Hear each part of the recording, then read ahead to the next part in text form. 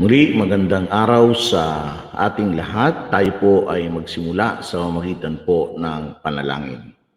O aming amang nasa langit, may likha ng lahat ng bagay sa mundong ito, may-ari ng lahat ng bagay, makapangyarihang Diyos. Amin po kayong sinasamba sa Espiritu at katotohanan sa araw na ito. Patuloy o Diyos, amin pong dalangin na sa pangalan ng iyong bugtong na anak na si Jesus, kami po ay lumalapit at patuloy o Diyos na nagpapasalamat sa isang napakagandang araw na iyong ipinagkaloob sa amin. Tanggapin nga po ninyo o Diyos ang aming pasasalamat, ang aming papuri at pagdakila sa inyong pangalan. At sa araw na ito o Diyos, nawa patuloy na kayo po ay aming maparangalan. At gayon din, O Diyos, dalangin ko po ang kapuspusan ng banal na Espiritu sa buhay ng bawat isa sa amin at higit sa lahat, ang pagpapatawad at paglilinis ng aming mga kasalanan. Patawarin mo po kami, O Diyos, sa araw na ito at patuloy, O Diyos, na makaharap kami sa pamamagitan ng iyong bugtong na anak na si Jesus ng may katuwiran. Salamat po, Ama, sa iyo po ang papuri, pagdakila at ang pagsamba. Sa pangalan ni Jesus. Amen. Good morning mga mahal kong kapatid sa Panginoon. Atin pong bigyan ng the best clap offering ang ating Panginoong Diyos sa umagang ito. Hallelujah. Ngayong umaga pong ito ay atin pong pagbabasihan o pagbubulay-bulayan ang pamagat na what kind of prayer that pleases God? What kind of prayer that pleases God? Anong uri nga ba ng panalangin ang tunay ngang nagbibigay kaluguran sa ating Panginoong Diyos? Ano nga ba nga? No? Ano ba? O tingnan natin ang ating mga talata na pagbabasihan ngayong umaga. Ganito po ang sinasabi sa Isaiah 66:2. Sa lahat ng bagay, ako ang may likha. Kaya ako ang may-ari ng lahat ng ito. Ako'y nalulugod sa mga taong nagpapakumbaba at nagsisipagsisi sa mga may takot at sa utos ko'y sumusunod. Sa English, ganito po ang sinasabi ng kanyang salita. This is the one to whom I will look. He who is humble and contrite in spirit and trembles at my word. Purihin ang Panginoon sa pagkabasa ng kanyang salita. Ang unang tanda o unang marka ng isang matuwid at kinalulugdan ng Diyos ay ang isang puso na kung saan ay upright sa harapan ng Panginoon. Isang uri ng puso o ng katauhan na kung saan ay mayroong pagrespeto at panginginig. No? Matinding panginginig, yun ang word na ginamit sa talata, trembles. Panginginig sa salita ng Diyos. Panginginig dahil hindi siya ay mayroong tinatawag na pagkatakot, kundi maaaring ito isang uri ng pagkatakot na nagiging daan upang siya'y manginig, kundi ito isang uri ng panginginig na mayroong kasamang malalim na pagrespeto at pagsamba. Ayun. Yun po yung sinasabi ng banal na kasulatan. And that is the first mark of the upright heart. That is the first mark of the upright heart. That's why sa aklat ni Isaiah chapter 66 ay kaniyang ibinahagi ang problema ng tinatawag ng paglapit sa Diyos o ng pagsamba sa Diyos. Kanyang ibinigay at kanyang inilarawan ang isang uri ng pagsamba o paglapit sa Panginoong Diyos na magbibigay ng kaluguran sa kanyang harapan. At ito po yung itinuturo ng Isaiah chapter 66. Ito po'y inilarawan sa verse 33 ng Isaiah. Ang sabi dito, ginagawa ng tao ang kaniyang maibigan at matutuwa pang gumawa ng kasamaan. Para sa kanya ay walang kaibahan ang handog na toro o o kaya ay tao ang handog na tupa o patay na aso, ang handog na pagkaing butil o dugo ng baboy, ang pagsusunog ng insenso o ang pagdarasal sa Diyos-Diyosan. Natutuwa sila sa nakakahiyang pagsamba. So dito ay inilalarawan ang isang uri ng pagsamba na dinadala ng isang taong masama, ng isang taong wicked sa harapan ng ating Diyos na si Yahweh. At dito ay kanyang inilarawan na ito yung daladala nila, na kung saan ay natutuwa pa sila dito sa kanilang nakakahiyang pagsamba. No? Natutuwa, sabi niya, no? Natutuwa sila sa nakakahiyang pagsamba. Sa paglapit sa Diyos ay mayroon pong nararapat na uri ng pagsamba o panalangin na kung saan ay magbibigay ng lugod sa ating Panginoong Diyos. Ngayon, pwede natin sabihin, bakit nga ba, Pastor? Bakit natin masasabi na kinakailangan na magkaroon po tayo ng ganoong pananaw sa buhay ng bawat isa sa paglapit? Why? Why? Because sa verse 4 po ay binigyan ito ng kapaliwanagan na kung saan ay makikita natin dito na kung saan sinasabi ng banal na kasulatan, dahil dito ipararanas ko sa kanila ang kapahamakang kinatatakutan nila, sapagkat nang ako'y tumawag, walang tumugon kahit isa. Nang ako'y magsalita, walang gustong makinig. Ginusto pa nila ang sumuway sa akin at gumawa ng masama. So, in-explain ng Diyos ang kaniyang tinatawag na pagkagalit doon sa gumagawa ng kasamaan o gumagawa ng isang uri ng pagsamba o paglapit sa Diyos na hindi nagbibigay sa Kanya ng kaluguran. Ang sabi ng Panginoon, when I called, nung ako'y tumawag, walang sumagot kahit na sino. Nung ako'y nagsalita, walang nakinig. Sabi doon, at ang kanilang mga handog ay isang abominasyon sa aking harapan. Bakit? Sapagkat ang tainga ng mga tao ay bingi sa salita ng ating Panginoong Diyos. Kaya sino ang kanyang pinakikinggan? Sino ang pinakikinggan ng ating Panginoong Diyos? Sabi sa verse 2, sa lahat ng bagay, ako ang may likha, kaya ako ang may-ari ng lahat ng ito. Saan siya nalulugod?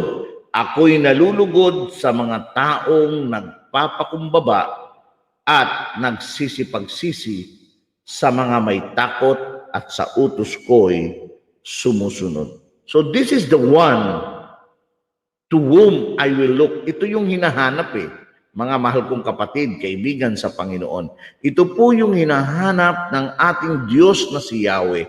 Sa sino mang lumalapit sa Kanya, sa sino mang sumasamba sa Kanya, sa sino mang nananalangin sa Kanya, ito po ang hinahanap ng Panginoong Diyos. Ano po yun, Pastor? Ang hinahanap ng ating Panginoong Diyos ay isang puso na nagpapakumbaba, isang puso na mayroong pagsisisi sa kanyang mga kasalanan, isang puso na may takot sa utos ng Diyos at sumusunod. Palakpakan po natin ang ating Panginoong Diyos. Hallelujah. Praise the Lord. Totoo naman talaga. Amen po ba, mga mahal kong kapatid sa Panginoon? He who is humble and contrite in spirit and trembles at my word, yun ang tinitingnan ng Lord sa paglapit mo sa Kanya. Isang puso na tunay ngang halos hindi, yung sinasabi na kapag lumalapit sa Panginoon ay naroroon na hindi naman yung hiyang-hiya, kundi yung naroon yung tunay na pagkilala, yung tunay na pagrespeto, yung tunay na pagmamahal, yung tunay na basag sa harapan ng Panginoon. Iyon po yung hinahanap ng ating Panginoong Diyos. Dahil pagkaari niyang lahat ng bagay. Sabi niya, Sa lahat ng bagay, ako ang may likha. Kaya ako ang may-ari ng lahat ng ito. So naroon dapat yung kaisipan ng bawat isa sa atin na tayo bilang kanyang nilikha ay walang dapat ipagmalaki. Walang dapat na ipagyabang sa harapan ng ating Panginoong Diyos. Bagkus sa tuwing tayo lalapit sa Panginoon ay naroon po ang pagsisisi sa ating mga kasalanan. Kung tayo man ay nagkamali, naroon ang ating pagsisisi sa Panginoon. Kung tayo man ay mayroong kakayanang abilidad, mayroong mayaman na may mga material na bagay, tayo po ay buong pagpapakumbabang aaminin natin at sasabihin natin sa Panginoon, Lord, salamat sa mga biyayang itong ipinagkaloob mo sa akin. Itong lahat ay sa iyo at ako lamang ay iyong katiwala. Ganoon po yung sinasabi ng banal na kasulatan. Ang isang tao o ang isang anak niya na pag lumapit sa Panginoon, dapat naroroon na mayroon po siyang respeto, mayroon po siyang panginginig sa salita ng ating Panginoong Diyos. Kailan ka huling nanginig? Kailan ka huling nagkaroon ng parang pakiramdam sa iyong sarili na sa pagbasa mo sa salita ng Diyos ay ang iyong buong katauhan ay sinasakop ng tinatawag na panginginig or trembles. Kailan ka huling nagbasa ng salita ng Diyos? Na ang salita ng Diyos ay sumakop sa iyong buong buhay at nagbigay ito ng tinatawag na pagmalalim na pagkilala at pagrespeto sa Panginoong Diyos na naging dahilan upang sa pagbasa mo ng salita ng Diyos ay nagkaroon ito ng pagsunod sa utos ng Diyos. Yun ang sinasabi. Sa mga may takot at sa utos ko'y sumusunod. Kaya nga the fear of the Lord is the beginning of wisdom. Therefore, my dear brothers and sisters in Christ, I conclude from this that the first mark of the upright, whose prayers are a delight to God, is that they tremble at God's word. They tremble at God's word. And these are the people to whom the Lord will look. Yung mata ng Panginoon, umiikot. Yung mata ng Panginoon ay naghahanap o hinahanap ang mga ganitong uri ng paglapit sa Diyos. A broken spirit and a contrite heart. So the prayer of the upright that delights God comes from the heart that at first feels precarious in the presence of God. It trembles at the hearing of God's word because it feels so far from God. Ideal and so vulnerable to His judgment at feeling niya helpless siya at nagpipil sorry siya sa kanyang mga shortcomings at sa kanyang mga pagkukulang. Mga mahal kong kapatid sa Panginoon, ito po ang inilalarawan ng ating kapatid na si Haring David sa awit 51:17. Ang sabi ni Haring David, ang handog ko o Diyos na karapat-dapat ay ang pakumbabat pusong mapagtapat. So yun ang sinasabi ng ating kapatid na si Haring David sa Psalms 51:17. The sacrifices of God are a broken spirit, a broken and a contrite heart. O God, you will not despise. Hindi po tatalikuran ng ating Diyos na buhay ang isang pusong basag, mapagpakumbaba at may takot sa salita ng ating Panginoong Diyos. Ito po ang katanggap-tanggap sa ating Panginoong Diyos. You will not despise. And that is the first thing that makes a prayer acceptable to God, is the brokenness and humility of the one who prays. They tremble at His word. Nawa mga mahal kong kapatid sa Panginoon, naunawaan natin ngayong umaga ang bagay na dapat nating dadalahin sa harapan ng Panginoon sa tuwing tayo ay naroroon na lumalapit at nananalangin sa Diyos Tanong natin, what kind of prayer that pleases God? Isang pusong wasak, isang pusong basag, isang mapagpakumbabang puso, isang pusong may takot sa Diyos, isang pusong sumusunod at nanginginig sa utos ng ating Panginoong Diyos. Magandang umaga po sa ating lahat. Tayo po ay manalangin. O aming Diyos na makapangyarihan sa lahat, may likha ng langit at lupa. Salamat po Panginoon sa umagang ito na iyong ipinaalala sa amin ang paraan kung papaano kami dapat lumapit sa iyo at manalangin. Lord, nagpapakumbaba po kami at patuloy o Diyos na aming kinikilala ang mga salita mo na siyang patuloy na magbibigay ng transformasyon at prinsipyo sa aming mga buhay. Patawad o Diyos at sa umagang ito, inihiling namin ang kapuspusan ng banal na Espiritu sa aming buhay.